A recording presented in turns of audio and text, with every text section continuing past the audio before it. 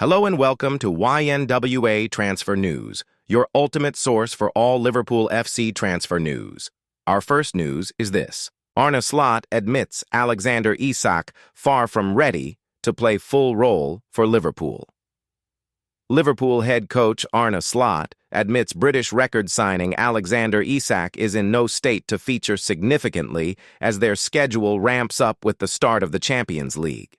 The $125 million striker was left out of the squad for Sunday's last-gasp 1-0 victory at Burnley, having played only 18 minutes of football for Sweden and having missed preseason and game time due to his dispute with Newcastle. Isak spent Saturday having a hard training session and was involved in recovery while his new teammates were at Turf Moor, laboring to a fourth successive win. Mohamed Salah's penalty in the 5th minute of added time extending the Reds' 100% record and restoring their 3-point lead at the Premier League summit.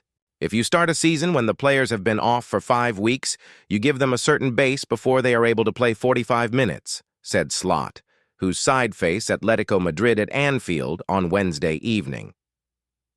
We got him from Newcastle. In a state where you could see his preseason was going to start now, then he needs proper minutes of training before he has a certain base, let alone for him to play twice in 3 days. We try to prepare players at the beginning of the season to play once a week, and then we try to do more before the rhythm of 3 games a week. Alex is far from ready for that schedule of 3 games in a week, but we could use him today for 5 minutes and Wednesday 10 and then 15, but we don't believe that is the way to build him up.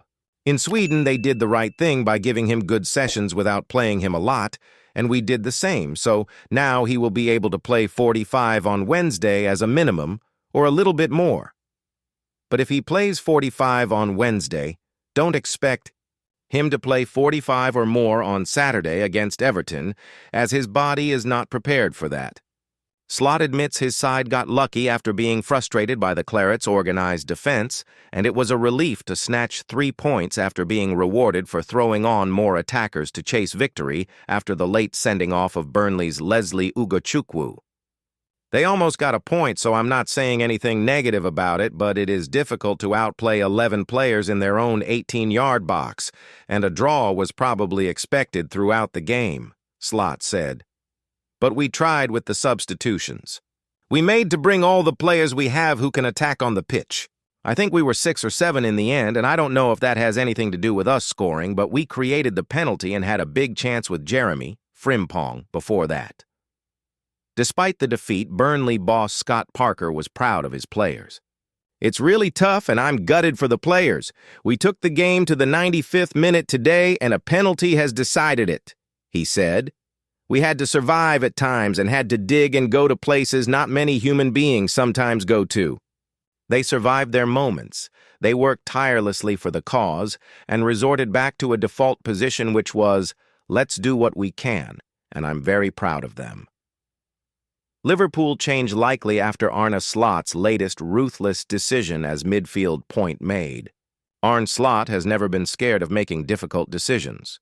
You only need to think back to his first game as Liverpool head coach when Jarell Quansah was hooked at half-time against Ipswich Town for proof of that. He would not even wait for the interval for his latest ruthless change. He had seen enough after 38 minutes at Turf Moor with the already booked Milos Kerkez, this time the man hastily withdrawn. In truth, the 21-year-old only had himself to blame. Cautioned in the 22nd minute for a cheap dive in the Burnley box, Liverpool. Legend Jamie Carragher lambasted the fullback as absolutely stupid. Soon after, he conceded a free kick inside his own half when stopping a Burnley counter in its tracks.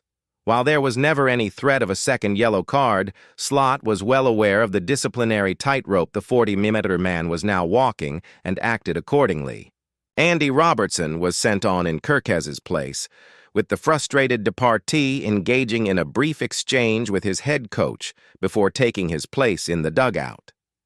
Were it not for his earlier dive, he would likely have still been on the field. It has not been the easiest start for the Hungarian at Liverpool. He was withdrawn on the hour mark on the opening day of the Premier League against AFC Bournemouth after being booked in the first half, with history then repeating itself at Burnley. He was also at fault for Newcastle United's first goal in the Reds' 3-2 victory next time out.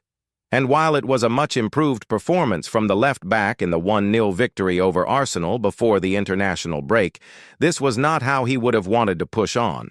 It would perhaps be little surprise if Robertson is now handed his first start of the season next time out against Atletico Madrid.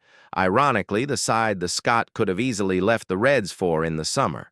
Speaking during the international break, he admitted, he had to make a decision about his future for the first time in his Liverpool career. But happy with the choice he made, he was confident opportunities were only around the corner. When we get back, we have pretty much 3 games every week from the Sunday we get back until the next international break, he said. So I'm sure there will be a bit more rotation. Whether it happens in my position is yet to be seen. None of us can look into the future. But I believe I've done everything I can to be in the manager's thoughts, and that's all I can do.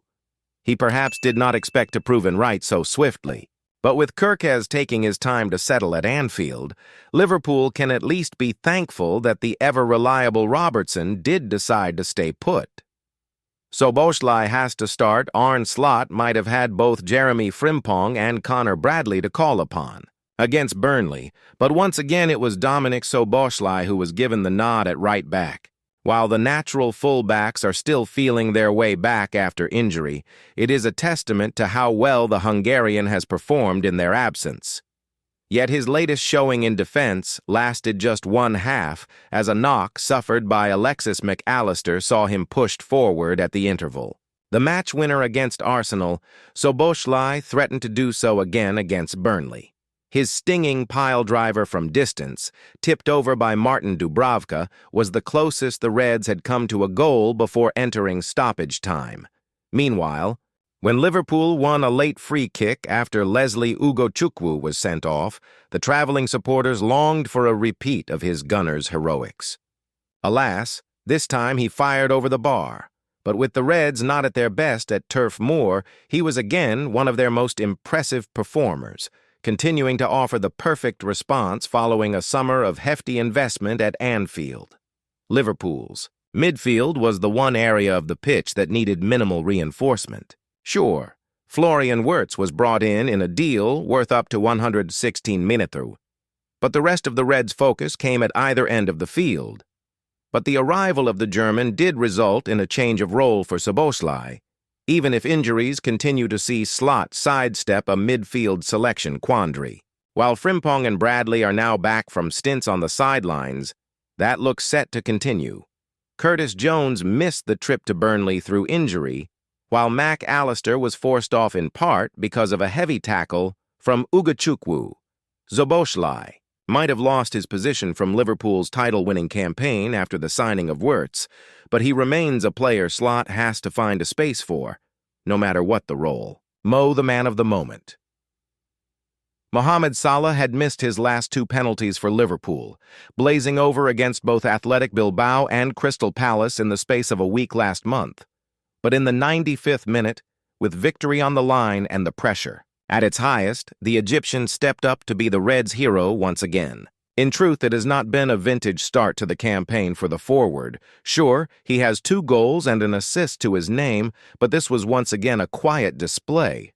In contrast, he had 3 goals and 3 assists at the same point last season. Yet to rediscover the heights of last year's title-winning campaign, he is a casualty of Slot's new-look Red side, needing time to gel. That is something he has referenced himself, saying he is still building connections with the likes of Hugo Ekitike and Florian Wirtz after seeing Darwin Núñez and Luis Diaz depart in the summer.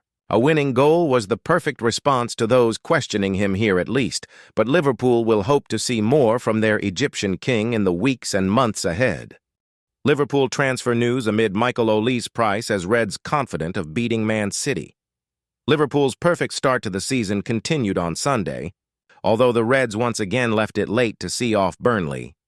A stoppage-time Mohamed Salah penalty was needed for Arne Slot's side to make it 4 wins out of 4 in the Premier League and get their title defense off to an ideal start.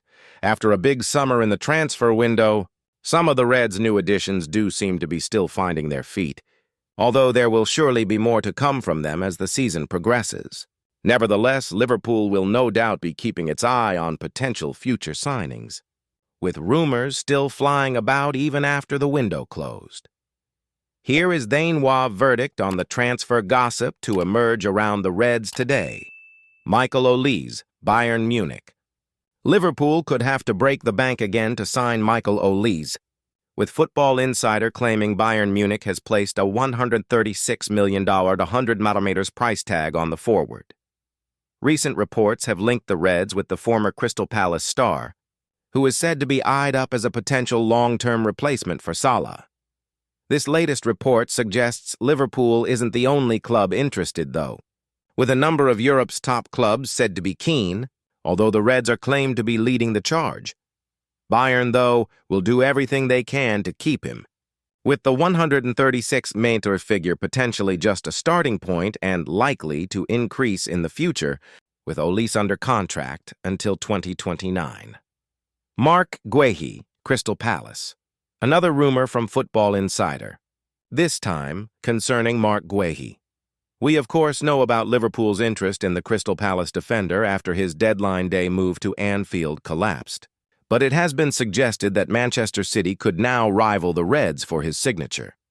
This latest report, though, suggests Liverpool is confident it will beat City and other clubs like Real Madrid and Bayern Munich to Guehi's signature in 2026. A January move is looking unlikely, with the Reds instead expected to wait until he becomes a free agent in the summer. Although that does mean Real and Bayern would be able to negotiate a pre-contract agreement from the start of January. Thank you for watching.